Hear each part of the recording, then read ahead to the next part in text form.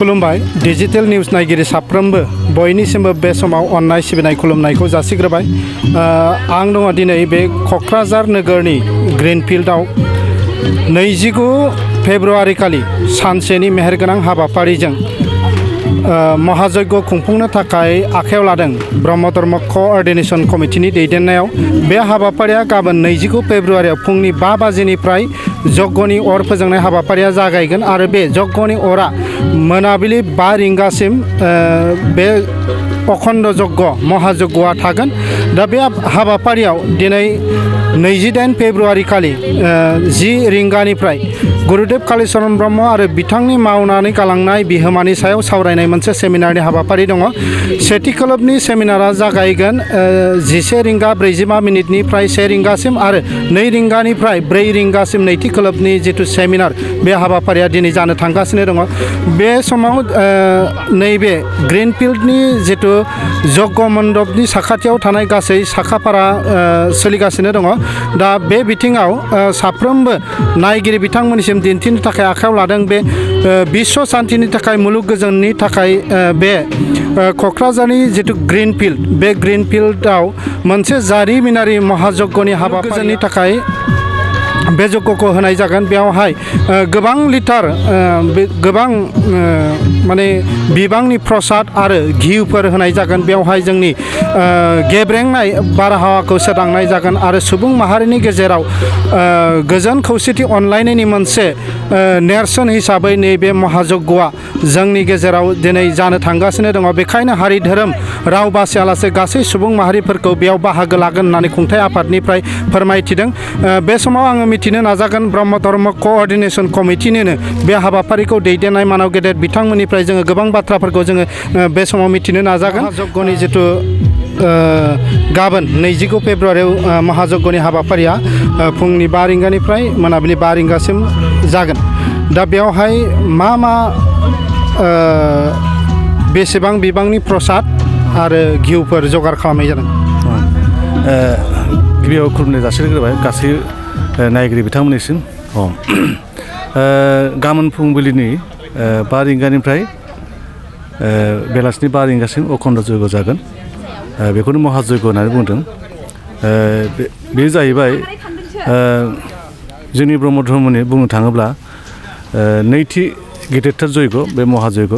जों जारिमिनखौ फरायनानै मोननाय बायदिब्ला गुरुदेव कालीचरण ब्रह्म आफाया 1906 मायथाइयाव बैनागुरि गामियाव 7 सान आरो 7 हर अखण्ड यज्ञ होनायनि गेजेरजों ब्रह्म धर्मखौ प्रसार खालामजेनदोंमोन। बिनि उनाव बेबायदि गिदिरथार यज्ञखौ जों नुनो मोनाखैमोन। नाथायबा देग्लायहाय गाबोननि दिनाव गाबोन जाहैबाय 29 फेब्रुआरि 2022 मायथाइ गाबोननि बे गोथार सानावहाय नैथि महायज्ञ गुरुदेवनि उननि समनिफ्राय नैथि होननानै बुंनो हायो जों। दा बे नैथि महायज्ञआ गाबोननि दिनाव जागोन। दा बेवहाय प्रसादनि बाथ्राखौ बुंदों, घिउनि बाथ्राखौ बुंदों। ओरैनो 100 लिटार घियाथ' अलरेडि दंखायो, नांगौ जायोबा लाबावगोन। आरो प्रसादा बेबायदिनो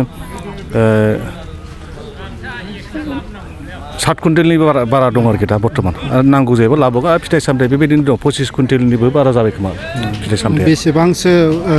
बेसेबांसो सुबुंफोरा बे महायज्ञनि यज्ञ होनाय हाबाफारियाव बाहागो लाफैगोन होननानै नोंथाङा फोरमायगोन? जों आसा खालामदों मथा मथि 30,000निबो बारा। जों गासै ब्रह्म धोरोम सिबियारि एबा ब्रह्म नङै गासैबो हारि धोरोम बासिनाय गैयालासे बयखौबो जों नुजाफुथि फैनो खावलायदों। गतिके जों खोनानो मोन्दों गासैबो जिल्लानिफ्राय बाहागो लानो थाखाय फैगासिनो दङ। बे हिसाबै जों 30,000निबो बारा जों एक्सपेक्ट खालामदों आरोखि, जों आसा खालामदों।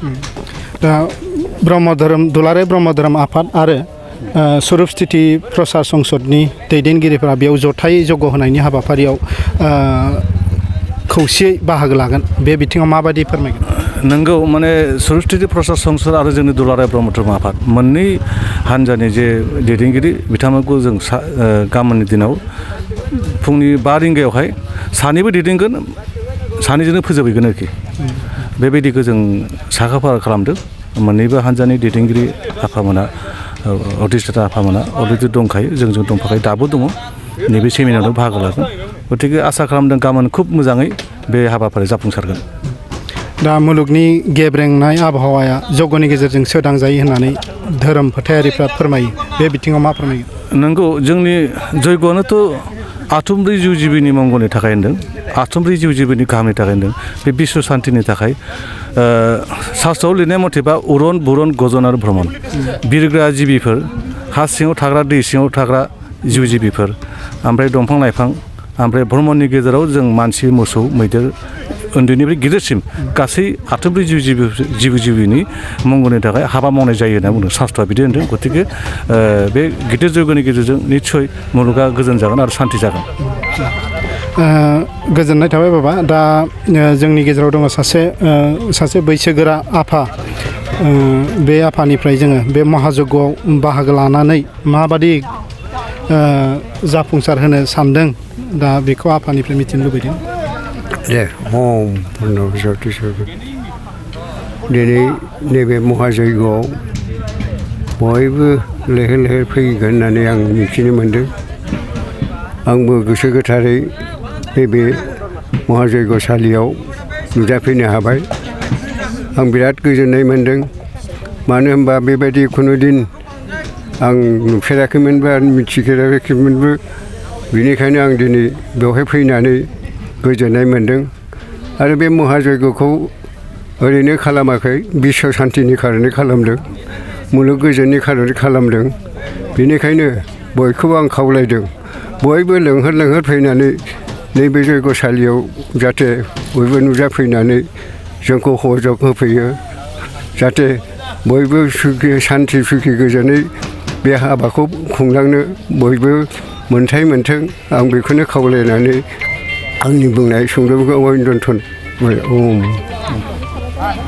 दा जोङो मिथिनो मोनबाय मुलुग गोजोननि थाखाय बिश्व शान्तिनि थाखाय होनो लानाय जिथु यज्ञनि हाबाफारि बेयावहाय रोजा रोजा बा 30निफ्राय 40 रोजानि गेजेराव सुबुंफोरा बाहागो लाफैगोन। दा बे समाव आङो क'क्राझार ग्रिनफिल्डनिफ्राय डिजिटेल निउसनि जानानै जोंब्लाव ब्रह्म बयनिसिमबो खुलुमनाय आरो सिबिनाय थाबाय। गोजोन्थों।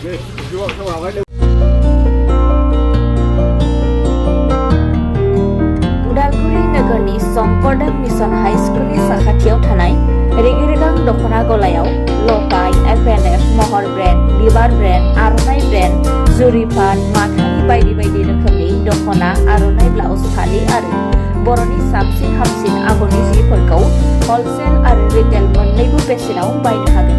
बेनि थाखाय नोंथाङा 7896313108 एबा 8471820909 जानबुं नाम्बाराव सुलाद लानो हागोन।